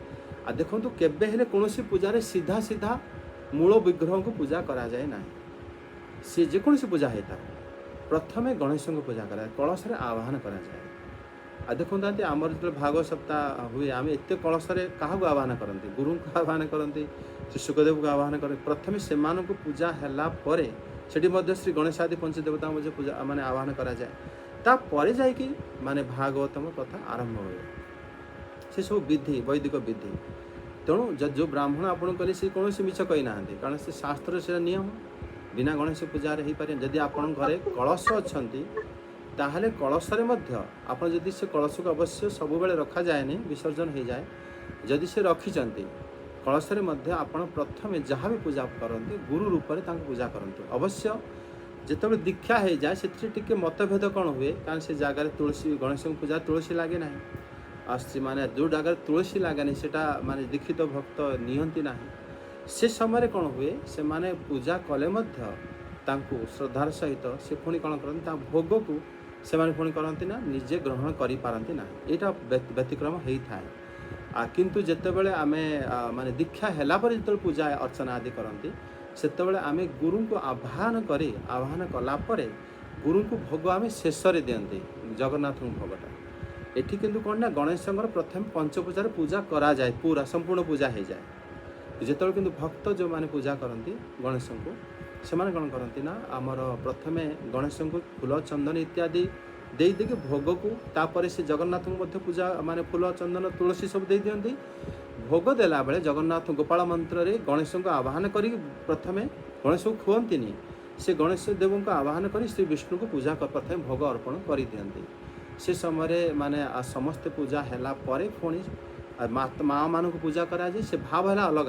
माता पार्वती को पूजा करा जाए पुत्र रूप में गणेश को शेष से भोगटा दि जाए सेटा है कौन कि माने वैदिक रीति ब्राह्मण मान सहित आप चर्चा करेंगे से विधि बतई किंतु आम कर्मकांड में प्रथमे गणेश को पूजा संपूर्ण करा जाए तापर अन्य पूजा करे से कौन दोष ना से कौन आम जेपर्यंत माने दीक्षा आदि नहीं ना से पर्यंत ही गुरु रूप में आम भोग इत्यादि ग्रहण कले कौन दोष हुए नहीं जो कलश विसर्जन से माने प्रथम भगवान जो विग्रह जो पूजा है ତ ସେଇ କାଳରୁ ବସିଛୁ। ଆମେ ସେଟା ରଖିଛୁ ସେମିତି ଗଣେଶଙ୍କ କହିଲେ ତ ପୂଜା ସେମିତି କରୁଛୁ, ତ ସେମିତି କିଛି ଅସୁବିଧା ନାହିଁ ବିସର୍ଜନ ନ କଲେ। ନାଇଁ ଅସୁବିଧା ସେଟା ଆପଣ ସେ ବ୍ରାହ୍ମଣଙ୍କୁ ପରାମର୍ଶ ନିଅନ୍ତୁ, କାରଣ କଳସ ଯଦି ରହିବେ ତାଙ୍କୁ ଜଳ ସବୁବେଳେ ବଦଳା ଯାଏ, ବୁଝିଲେ କି? ମୁଁ ସପ୍ତାହକୁ ଗୋଟେ ଥର ଖାଲି କରିକି ପୁଣି ଜଳ ପୂର୍ଣ୍ଣ କରେ। ହଁ ମାନେ ଜଳ ତାଙ୍କୁ ବଦଳାଇବା ଉଚିତ ଏବଂ ତାଙ୍କୁ ସବୁବେଳେ ମାନେ ମାର୍ଜନା ଆଦି ସଫାସୁତୁରା ରହିବା ଉଚିତ, ନହେଲେ ସେ ଯଦି ଧୀରେ ଧୀରେ ଖରାପ ହେଇଯିବେ ସେଟା ମଧ୍ୟ ଦୋଷ ଲାଗେ ଯେ ପୂଜାରେ। ନା ସେମିତି ଯଦି ମାନେ ନଡିଆ ଯଦି ଖରାପ ହେଇଗଲା ପୁଣି ଚେଞ୍ଜ କରିଦିଅନ୍ତୁ। ନାଇଁ ନଡ଼ିଆ ଚେଞ୍ଜ କରିବେ ଯଦି ପୁଣି ବ୍ରାହ୍ମଣକୁ ଡକାଇ ପୁଣି ଏଇଟା ଆହ୍ୱାନ କରାଯିବ। ନଡ଼ିଆରେ ହିଁ ତ ସେ ଆସିକି ମାନେ ଭିତରେ ସେ ଅବସ୍ଥାନ କରନ୍ତି। ନଡ଼ିଆ ହଉ ପାଣି ହଉ ସେ ଜାଗା ହଉ ତାକୁ ଆମେ ନିଜେ ନିଜେ ବଦଳେଇ ପାରିବାନି। ତାଙ୍କୁ ପୁଣି ଆହ୍ୱାନ କରାଯିବ ଆଉ ଥରେ ପୁନର୍ବାର। ତାଙ୍କୁ ପୁଣି ସେ ନଡ଼ିଆଟା ବାହାର କରିବା ପାଇଁ ବିସର୍ଜନ କୁହାଯାଏ। ତାଙ୍କୁ ବିସର୍ଜନ କରେ ଯେମିତି କର୍ମକାଣ୍ଡ ବିଧି ମଧ୍ୟ ବହୁତ ମାନେ ଅଲଗା ବିଧି। ଆପଣ ପଚାରିବେ ମାନେ ସେ କହିଦେବେ, ଆମର ମାତାଜୀ ମାନେ ଯେଉଁମାନେ ଜାଣିଛନ୍ତି ସେଭଳିଆ କରନ୍ତିନି। ମନ ମାନି କୌଣସି ଜିନିଷରେ ମନ ହରିଓମ ମାତା ହରିଓମ ପ୍ରଭୁ ଦଣ୍ଡବତ ପ୍ରଣାମ। ଦଣ୍ଡବତ। ଆମର ଯେତେବେଳେ କର୍ମକାଣ୍ଡ ବା ଆମର ପିତୃ ଶ୍ରାଦ୍ଧ ବା ଜନ୍ମାଷ୍ଟମୀ ଉତ୍ସବ, ଶ୍ରୀ ରାମ ନବମୀ ଉତ୍ସବ ଆମର ଯୋଉ ନନା ଆସିକି ଘରେ କରନ୍ତି, ସିଏ ଆଗ ଦୀପ ପ୍ରଜ୍ୱଳିତ କରି ଦୀପକୁ ପୂଜା କରନ୍ତି। ତାପରେ ବରୁଣ କୁମ୍ଭ ବସିକି ବରୁଣଙ୍କୁ ସେଟାକୁ ଆବାହନ କରନ୍ତି। ତାପରେ 16 ଉପଚାରରେ ପୂଜା କରନ୍ତି। ମାନେ କାହାକୁ ମାନେ 16 ଉପଚାରରେ ପୂଜା କରନ୍ତି। କାହାକୁ କରନ୍ତି? ମାନେ ଏବେ କୌଣସି ମାନେ ଜନ୍ମାଷ୍ଟମୀ ଉତ୍ସବ ଯୋଉ ଘରେ କରାହଉଛି ବା ଶ୍ରୀ ରାମ ନବମୀ, ନବରାତ୍ରି ପୂଜା ଏମିତି ସବୁ କରନ୍ତି ଆସିକି। ନାଇଁ ମାତାଜୀ ଆପଣ ଯୋଉଟା କହିଲେ ସିଏ ହେଲା ଆମର ଋଗ୍ବେଦ ଅନୁସାରେ ପ୍ରଥମେ ଅଗ୍ନିଙ୍କୁ ହିଁ ପୂଜା କରାଯାଏ। କାରଣ ଆମେ ଯେତେବେଳେ ଠାକୁର ଘର ଯାଆନ୍ତି ଲାଇଟ୍ଟା ସୁଇଚ୍ ଅନ୍ କରିକି ଆମେ କାମ କରନ୍ତି ନା, ଅନ୍ଧାରରେ ତ କରନ୍ତିନି। ମାନେ ଋଗ୍ବେଦ ହିସାବରେ ଅଗ୍ନି ହେଲେ ଭଗବାନଙ୍କର ମୁଖ। ଅଗ୍ନି ଯେପର୍ଯ୍ୟନ୍ତ ପ୍ରଜ୍ୱଳିତ ନ ହେଇଛନ୍ତି, ପ୍ରକାଶ ହେଲା ପ୍ରଥମେ। ପ୍ରକାଶ ହେଲା ପରେ ଯେତେବେଳେ ଆମେ ଆଜି ବି ଠାକୁର ଘର ପଶନ୍ତି, ପ୍ରଥମେ କ'ଣ କରନ୍ତି? ପ୍ରଥମେ ଦୀପଟା ଜଳାନ୍ତି। ଦୀପ ଜଳେଇଲା ପରେ ହିଁ ସବୁ କାର୍ଯ୍ୟ ଆରମ୍ଭ ହୁଏ। ତେଣୁ ତାପରେ ଆପଣ କହିଲେ କି ସେ ବରୁଣ ଦେବତାଙ୍କୁ ଆହ୍ୱାନ କରନ୍ତି ଏବଂ ତାପରେ 16 ଉପଚାର। ବରୁଣ ଦେବତା ଦ୍ୱାରା ଜଳ ଯେପର୍ଯ୍ୟନ୍ତ ନ ଆସିବ, ଦୀପ ଯେପର୍ଯ୍ୟନ୍ତ ନ ଜଳିବ, ଆମେ ଆଚମନ ନେବା କେମିତି? ଆମେ ଠାକୁରଙ୍କୁ ଆଚମନ ଦେବା କେମିତି? ପାଣି ତ ମୂଳ ଦରକାର, ତା ପୂର୍ବରୁ ଦୀପ ମଧ୍ୟ ଜଳିବା ଆବଶ୍ୟକ। ଏ ଦୁଇଟା ତ ହେଲା ଆମର ସାଧାରଣ ନିୟମ, ଯେଉଁଟାକି ଠାକୁର ଘରେ ଗଲା କ୍ଷଣି ଆମେ ଏଇଟାକୁ ମାନନ୍ତି। ପ୍ରଥମେ ମନ୍ଦିର ଭିତରେ ପ୍ରଥମେ ଦୀପ ଜଳ ପ୍ରଜ୍ୱଳିତ ହେଲା ପରେ ତାପରେ ବରୁଣ ଦେବଙ୍କୁ ଆହ୍ୱାନ କରିକି ମାନେ ଜଳକୁ ଶୁଦ୍ଧ କରି ତାପରେ ଆଚମନ ନେଇ ପୁଣି ଆମେ ଭଗବାନଙ୍କୁ ଘଣ୍ଟି ହଲେଇକି ଯେତେବେଳେ ଦୀପ ଦେଖାନ୍ତି ସିଏ ଉଠିଯାଆନ୍ତି। ତାପରେ ତାଙ୍କୁ ଆଚମନ ଦିଆଯାଏ। ତାପରେ ମୁହଁ ପୋଛି ଦେଇକି ତାପରେ ଆମେ ଅନ୍ୟାନ୍ୟ ସେବା ଆରମ୍ଭ କରନ୍ତି।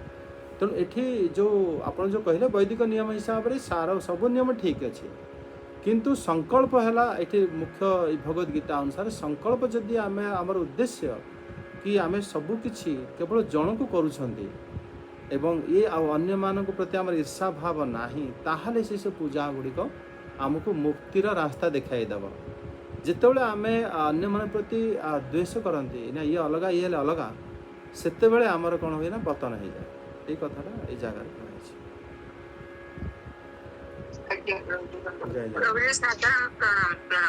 ସାଧାରଣ ଆମେ ବି ବାଟରେ ଗଲେ ଆମେ ଅସ୍ତ ଗଛଟି ବରଛ ଦେଖେଇଲେ ବି ଆମେ ଇଏ କଳ୍ପ ବୃକ୍ଷ ପ୍ରଣାମ ଟିକେ ଲଉ, ଯେମିତି ହାତ ଯୋଡି ଦଉ କି ମୁଣ୍ଡ ଟିକେ ନୁଆଇଁ ଦଉ। ଯେକୌଣସି ମନ୍ଦିର ବି ଦେଖିଲେ ବାଟରେ ଗଲା ବେଳେ ପଡୁଛି ଅନେକ ସବୁଆଡେ, ତାକୁ ବି ସେଠି ଆମେ ହଉଛି ଟିକେ ଗାଡିରେ ଯାଉଛେ କିଏ ଗାଡି ଚଲଉଛି ମୁଣ୍ଡ ଟିକେ ବାଟଲେସି ନଇଁ ଦେବା ଦରକାର, କାରଣ ଦେବତା ଅଛନ୍ତି। ନହେଲେ ହାତ ଯଦି ସୁବିଧା ଥିବ ହାତ ଯୋଡିକି ବି ପ୍ରଣାମ କରିବା ଦରକାର, ନହେଲେ ସେଟା ବି ଅପରାଧ ଲାଗିବ ଆମକୁ। କିନ୍ତୁ ଏଇଟା ବି ସମସ୍ତେ ଜାଣିପାରୁନାହାନ୍ତି। ତାଙ୍କୁ ଆଭଏଡ କରିଦେଇ ତାଙ୍କୁ ଅଛନ୍ତି ରାସ୍ତା କଡରେ ସେ ମନ୍ଦିର ଅଛି, ତାଙ୍କୁ ଆମେ କ୍ରସ କରି ପଳେଇ ଯାଉନି, ତାଙ୍କୁ ଆଭଏଡ କରି ପଳେଇଲେ ସେଟା ଦୋଷ ଲାଗିବ ଆମକୁ। ସେଥିପାଇଁ ଆମକୁ ବି ପ୍ରଣାମ କରିବା ଦରକାର ନିଶ୍ଚିତ। ଆଉ ଗୋଟେ ହଉଛି ମାନେ ସାଧାରଣ ଭାବରେ ଆମେ ଯୋଉ କହୁଛେ ଯେମିତି ପାଳନ କରୁଛେ ଠିକ ଅଛି, ସବୁ ସବୁ ତ ଆମେ କରିପାରିବାନି, ସବୁ ଠିକ ଠାକ ବି ଆମେ କରିପାରୁନୁ ମଧ୍ୟ ମହାରାଜ। ସବୁ ଜିନିଷ କଣ ଠିକ ଠାକ କରିପାରୁଛି କି କରିପାରୁନୁ ପ୍ରଭୁ କ୍ଷମା ମାଗୁଛୁ ବହୁତ ଜିନିଷ ଆମର ଭୁଲ ହେଇଯାଉଛି ନା ଜାଣତରେ ହଉ ଅଜାଣତରେ ଅନେକ ଜିନିଷ ଭୁଲ हाँ ହେଇଯାଉଛି भूल बहुत है। ସେଥିପାଇଁ ଭଗବାନ ପାଖରେ ଆମେ ପ୍ରତିଦିନ କ୍ଷମା ପ୍ରାର୍ଥନା କରିବା ଦରକାର ସାଧୁ ବୈଷ୍ଠ କରି କ୍ଷମା ଅନେକ ଜିନିଷ ଭୁଲ ହେଇଯାଉଛି ଟିକେ ରୁହନ୍ତୁ ଗୀତାଟା କବେ ଯେ ପ୍ରଭୁଜୀ ଆଉ କ୍ଲାସ କରିବେନି ତ ପ୍ରଶ୍ନ ଉତ୍ତର ବହୁତ ଟାଇମ ହେଇଗଲାଣି ଆଉ ଆ ପରେ ପ୍ରଶ୍ନ ଉତ୍ତର ବୋଧେ କରିବେ हाँ हाँ जय जगन्नाथ एक्चुअली माता जी कौन कि भक्त जो माने जगन्नाथ से सबू देवता उल्टा भल पाती जिते देवता आसी मत से भल लगे एमती प्रहलाद महाराज श्री नृसिंह को स्तुति कले सबू भागवत में गोटे श्लोक सुखदेव जी कौन कहते कि प्रहलाद महाराज सबू देवता को बड़ आनंद पूजा करते भक्त सबु बेले देवता को माने भल पाए कि देवता आसिले माने मत बहुत माने मोर प्रभु मो पर प्रसन्न अच्छा बोली बुझा हम जदि आपण ऊपर जगन्नाथ प्रसन्न ताले आपण सब देवता मन मध्य भल पाइबे आ देवता को मध्य भक्त भल पाए कारण ये हेले जमी युधिष्ठिर महाराज सबु देवता को भल पाती कारण सी सब आह्वान करें से आसती एवं ताद्वारा से जानते श्रीकृष्ण मो पर संतुष्ट अच्छा आम सीधा सीधा श्रीकृष्ण सबकि कहीपर कि आउ माने जमीती आमर गोपी माने कात्यायनी देवी को तांको निजर मनोभाव कहले कि आमे तांको बाहावाई चाहूँ से कहीं सीधा सीधा श्रीकृष्ण को कहलेनी कारण से रसभंग होता है से भक्त कौन करती श्रीकृष्ण भगवान तांको माने पूजा करें सबकि करती कि से देवता मान को उल्टा बेसी निजर भावती कि एम जदि मु जो मनर भाव कहीहब श्रीकृष्ण को कहीहबनी कारण सी समस्त मालिक आउ भक्त माने देवता को उल्टा एत भल पाती देवता मैंने छाड़ते जद्यपि भक्त देवता किसी चाहे नहीं किंतु तांको भल पाए तांको पूजा करे तांको माने प्रणाम करे एवं तांको आशीर्वाद मांगे जय जगन्नाथ प्रभु जी जो